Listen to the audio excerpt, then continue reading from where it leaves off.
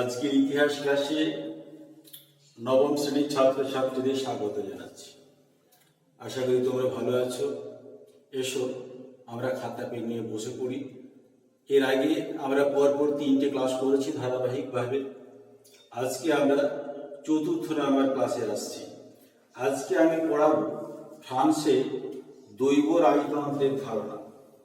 ফ্রান্সে দৈব রাজতন্ত্রের ধারণা।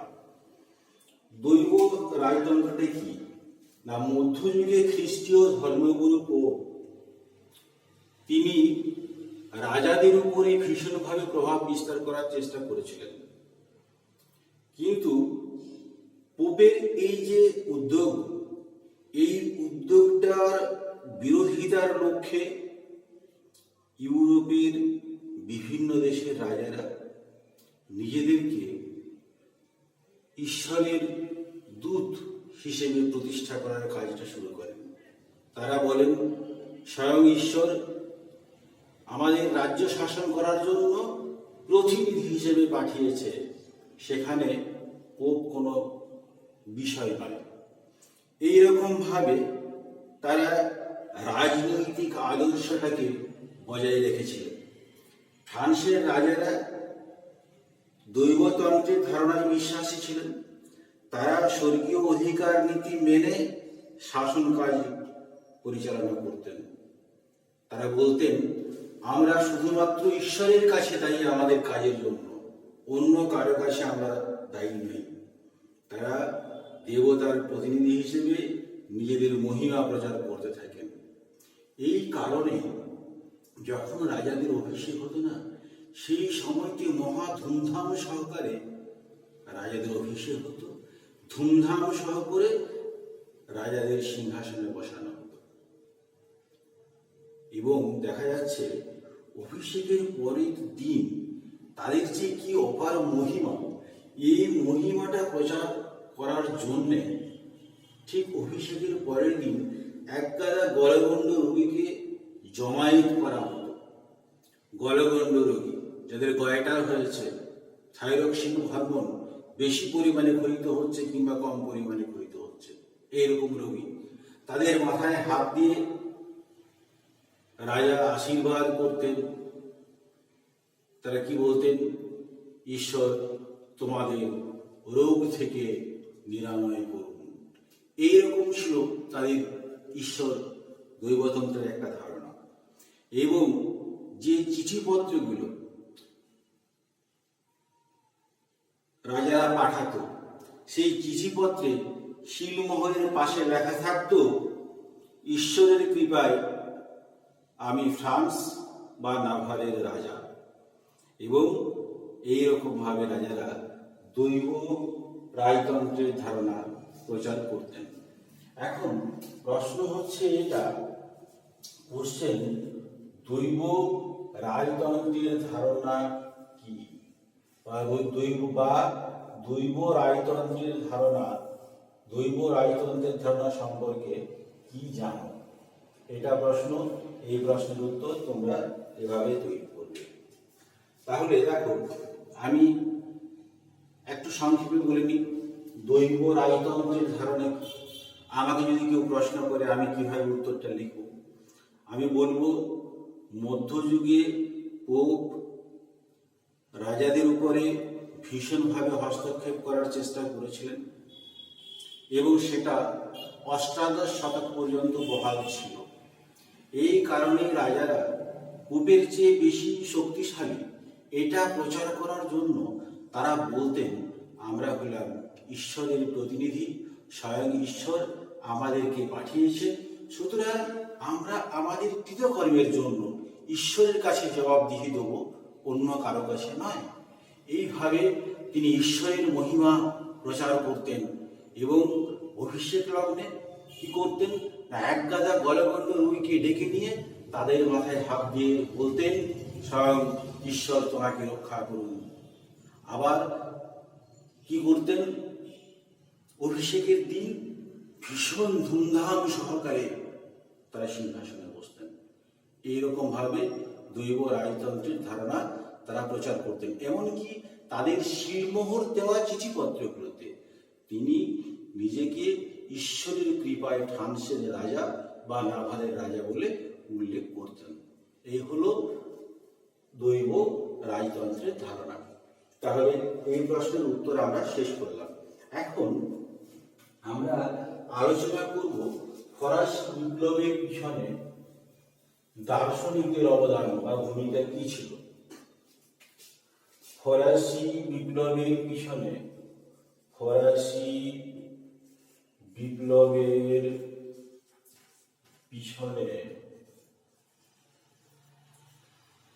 দার্শনিকদের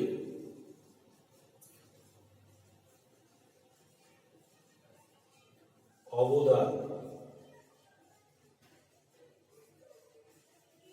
কি ছিল? ফরাসি বিপ্লবের পিছনে দার্শনিকদের অবদান কি ছিল? এখন দেখো, অষ্টাদশ শতকে ফ্রান্সে একদল দার্শনিকের আবির্ভাব ঘটেছিল। এই দার্শনিকরা হলেন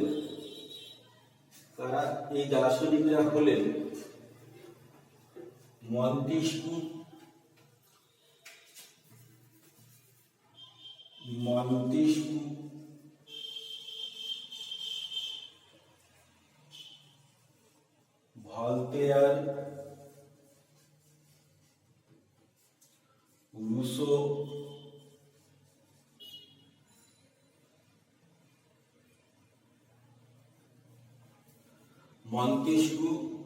ভলতেয়ার, রুসো, বিশ্বকোষ বলে একটা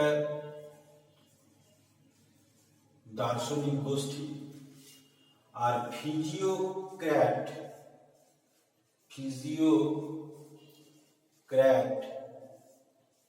নামে একটা দার্শনিক গোষ্ঠী। তাহলে এই পাঁচটা পর্যায়ে আমরা আলোচনা করব দার্শনিকদের অবদান। তাহলে এখানে দার্শনিকদের অবদানটা পড়াচ্ছি কেন, এটা বুঝতে হবে। কোন একটা বিপ্লব ঘটতে গেলে দার্শনিক, কবি, সাহিত্যিক, এই যে বিভিন্ন মানুষদের একটা মতামত থাকে, আর সেই মতামত এটা জনসমাজে সঞ্চারিত হয়, মানুষ উদ্দীপ্ত হয়, সমাজের অন্যায়, অবিচার, অত্যাচার এগুলো বুঝতে পারে এবং বিপ্লবের পথে ঝাঁপিয়ে পড়ে। এখন তাই আমরা দার্শনিকদের অবদান আলোচনা করছি। এখন দেখো, মন্তেস্ক্যু ছিলেন নিয়মতান্ত্রিক রাজতন্ত্রের সমর্থক। এখন নিয়মতান্ত্রিক রাজতন্ত্রটা কি? দেখো, ইতিহাস পড়াতে গেলে অনেক কিছু বেরিয়ে যায়। নিয়মতান্ত্রিক রাজতন্ত্র বলতে কি না, রাজা প্রজাদের মতামত নিয়ে শাসন পরিচালনা করবেন, সেখানে স্বৈরাচারের কোনো ব্যাপার থাকবে না এবং রাজাই হবেন সর্বেসর্বা। এটাইকে বলা হচ্ছে নিয়মতান্ত্রিক রাজতন্ত্র।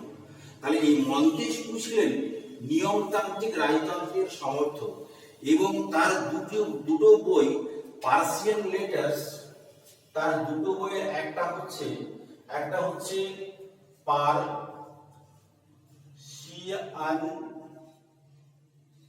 লেটার্স, LETTERS, তোমরা বাংলাও লিখতে পারো পার্সিয়ান লেটার্স। আর 2 নম্বর বইটার নাম হচ্ছে the spirit of the loss,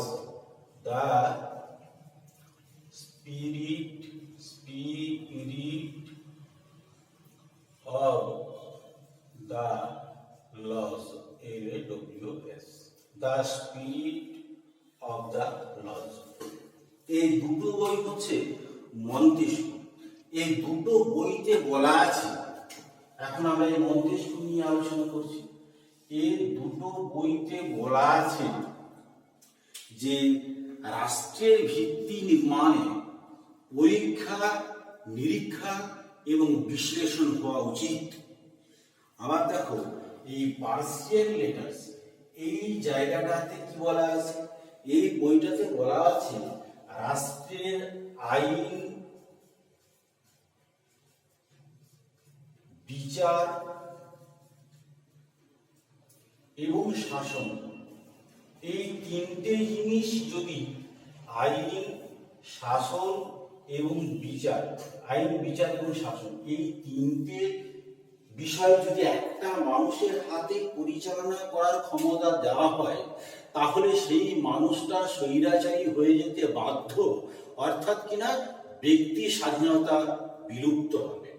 একটা মানুষ আইন তৈরি করছে, সেই আইন মোতাবেক একটা মানুষের বিচার হচ্ছে এবং সেই বিচারের পরিপ্রেক্ষিতে তাকে কয়েদ করা হচ্ছে। এটা যদি একটা মানুষের করতে থাকে, তাহলে কিন্তু ব্যক্তি স্বাধীনতা লুপ্ত হবে। এটাই ছিল মন্তেস্কুর ধারণা। তাহলে এতক্ষণ পর্যন্ত দেখো আমরা মন্তেস্কুর এই পর্যায়টা শেষ করলাম, মন্তেস্কু নিয়ে এই পর্যায়টা শেষ হলো। তাহলে কেমন ভাবে লেখাটা যাবে, আমাদের 8 নম্বরের প্রশ্নের উত্তরটা নিশ্চয়ই তোমরা সেটা ভালোভাবে বুঝতে পারছো। এরপরে আমরা ভলতেয়ার নিয়ে আলোচনা করি।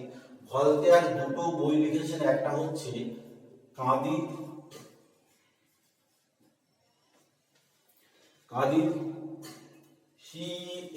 CANDID, আর একটা বই হচ্ছে ফিলোসফিক্যাল লেটার্স,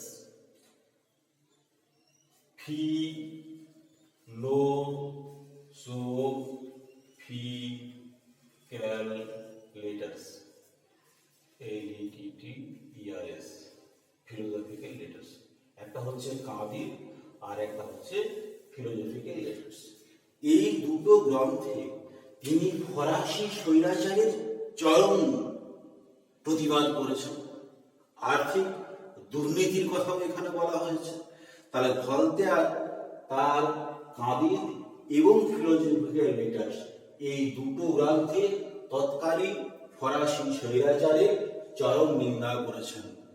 এরপরে দেখো আমরা ভলতেয়ার সম্পর্কে আলোচনা শেষ করার পরে এরপরে রুসো এই জায়গাটা আলোচনা করি।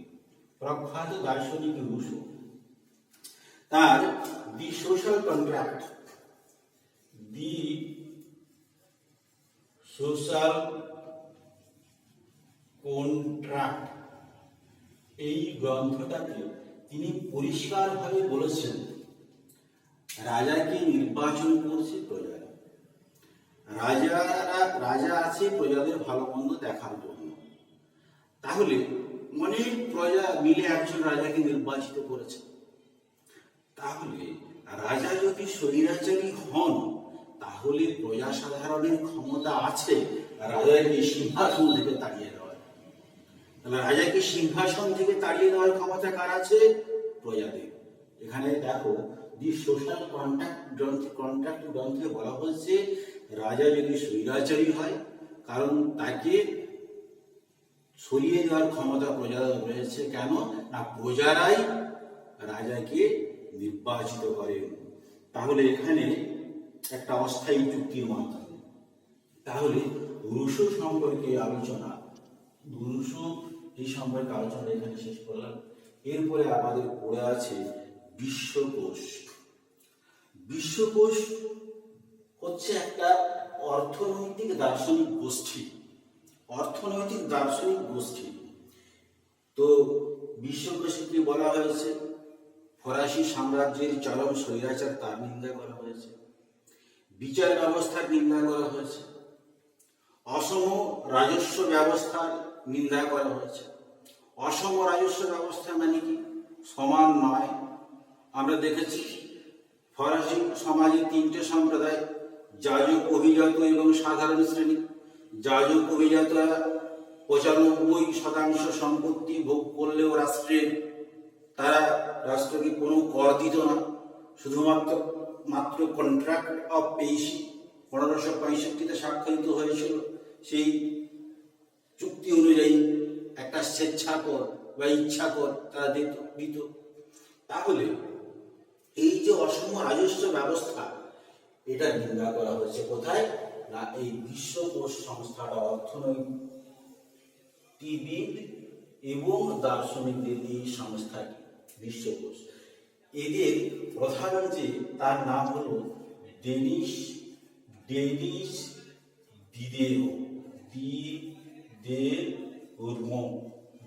ডিদেরো এবং এই অর্থনৈতিক গোষ্ঠীর মধ্যে আবার যা সমস্ত ছিলেন তারা হলেন এলএম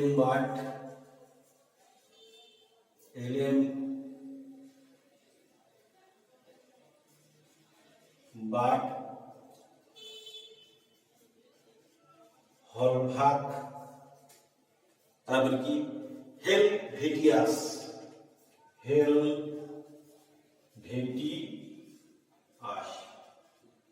তাহলে কি বললাম, বিশ্বকোষ যে অর্থনৈতিকবিদদের একটা সংস্থা এবং দার্শনিক গোষ্ঠীর একটা সংস্থা, যার প্রধান ছিলেন কে ডেনিস ডিদেরো এবং সদস্য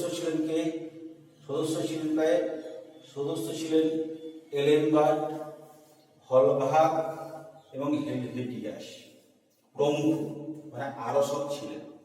এখন কি হয়েছে, অর্থনীতি সম্পর্কে আলোচনা করতে গিয়ে এবং ফরাসি রাষ্ট্রের অর্থনৈতিক ব্যবস্থা নিয়ে আলোচনা করতে গিয়ে এরা 35টা খণ্ডে কতগুলো বই লিখেছিলেন, সেইগুলোকেই একত্রে বলা হচ্ছে বিশ্বকোষ।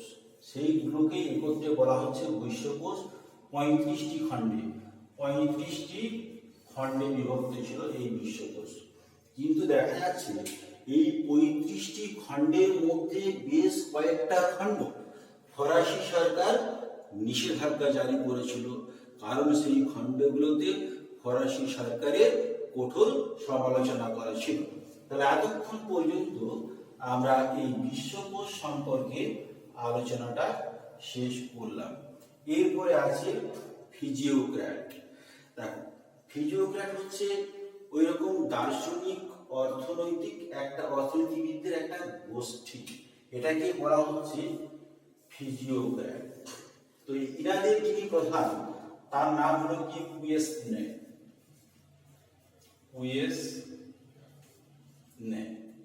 এবং অন্যান্য যে সদস্য যারা ছিলেন তারা হলেন কি তুর্গু, মিরাগো, এই সমস্ত মানুষেরা ছিলেন। তাহলে এই অর্থনীতিবিদদের যে সংস্থাটি, তারা কি বলছেন না, অর্থনীতির উপর রাষ্ট্রীয় নিয়ন্ত্রণ থাকাটা ভীষণ জরুরি এবং কি করতে হবে, অসম শুল্ক ব্যবস্থা নিয়ন্ত্রণ করতে হবে। আর একটা কথা, খুব গুরুত্বপূর্ণ কথা ইনারা বলেছেন, সেটা হচ্ছে যেহেতু রাষ্ট্রীয় আয়ের প্রধান উৎস হচ্ছে সম্পত্তি, সুতরাং সম্পত্তি যারাই ভোগ করে রাষ্ট্রকে কর তাদেরকেই দিতে হবে। সম্পত্তি যারাই ভোগ করছে রাষ্ট্রকে কর তাদেরকে অবশ্যই দিতে হবে। সুতরাং এইরকম ভাবে ফিজিওক্র্যাট গোষ্ঠী ফ্রান্সের অর্থনৈতিক ব্যবস্থার সমালোচনা করেছেন। তারা চেয়েছেন কি, অর্থনীতির উপরে রাষ্ট্রের নিয়ন্ত্রণ থাক। আর কি চেয়েছেন, অসম শুল্ক ব্যবস্থার অবসান দরকার। আর কি চেয়েছেন, যারা সম্পত্তি রাষ্ট্রের ভোগ করে তাদেরকে সমহারে রাষ্ট্রকে শুল্ক দিতে হবে, কারণ রাষ্ট্রের আয়ের প্রধান উৎস হলো সম্পত্তি। তাহলে এতক্ষণ পর্যন্ত ফরাসি বিপ্লবের পিছনে আমরা কি দেখলাম, দার্শনিকদের একটা ভূমিকা আছে। কারণ দার্শনিকরা তৎকালীন যে ভেঙে যাওয়া সমাজ, তৎকালীন যে বিশৃঙ্খল সমাজ, সেই সমাজটার নিন্দা করেছেন এই সমাজ, এবং সেটা সাধারণ মানুষের কাছে বিষয়টা পৌঁছে গেছে বলেই তারা পরবর্তীকালে ফরাসি আন্দোলনে ঝাঁপিয়ে পড়তে অনুপ্রাণিত হয়েছে। সুতরাং আজকে এই পর্যন্ত থাকলো। পরের দিন আমরা ফরাসি এই দার্শনিকদের অবদানের পরে যে জায়গা সেই জায়গায় নিয়ে আলোচনা করব। আর ক্লাস করার শেষে তোমাদের একটা কথা বলি, তোমরা আমার ভিডিওগুলোকে নিত্য নতুন পাওয়ার জন্য সাবস্ক্রাইব বোতামে ক্লিক করবে এবং বেল আইকনে ক্লিক করবে।